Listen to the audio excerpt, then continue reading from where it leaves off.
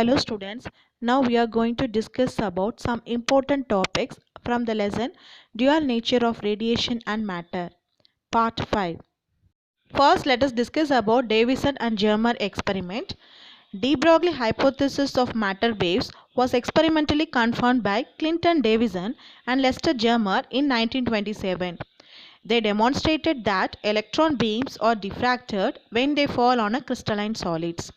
Since crystals can act as a three-dimensional diffraction grating for matter waves, the electron waves incident on the crystal are diffracted off in certain specific directions.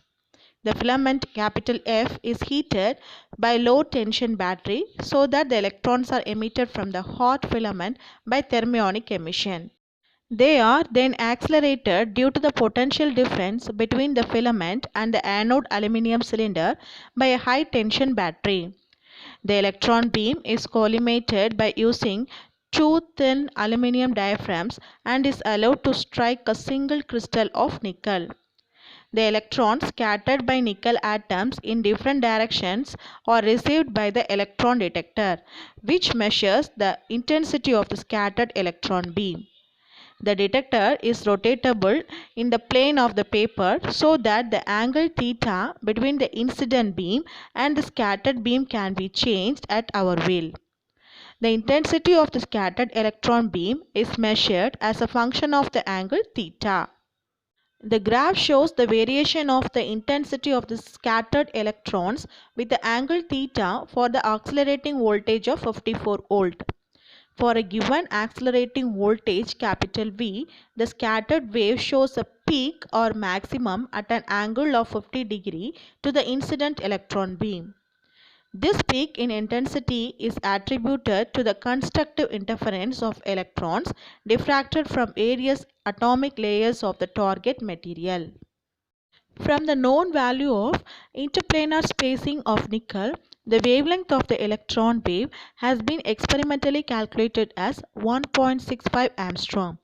The wavelength can also be calculated from de Broglie relation for voltage V is equal to 54 volt as lambda is equal to 12.27 by root V angstrom, which is equal to 12.27 by root 54 angstrom.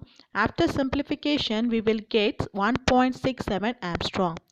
This value agrees well with experimentally observed wavelength of 1.65 angstrom.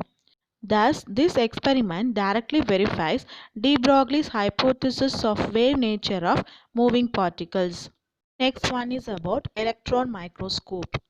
First, let us discuss about the principle behind the electron microscope. The wave nature of the electron is used in the construction of microscope called electron microscope. The wave nature of the electron is used in the construction of the microscope, which is called electron microscope. The resolving power of the microscope is inversely proportional to the wavelength of the radiation used. The resolving power of the microscope is inversely proportional to the wavelength of the radiation used, which tells that if the wavelength of the radiation increases, the resolving power of the microscope decreases.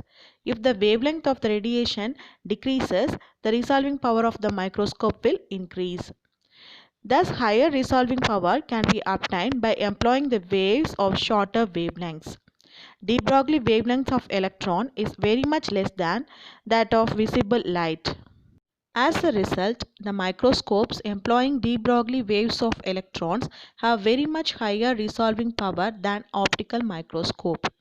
Electron microscopes giving magnification more than 2 lakhs times are common in research laboratories. Next, let us discuss about the working of electron microscope. The construction and the working of an electron microscope is similar to that of an optical microscope, except that in electron microscope, focusing the electron beam is done by the electrostatic or magnetic lenses. The electron beam passing across a suitably arranged either electric or magnetic fields undergoes divergence or convergence, thereby focusing of the beam is done. The electrons emitted from the source are accelerated by high potentials.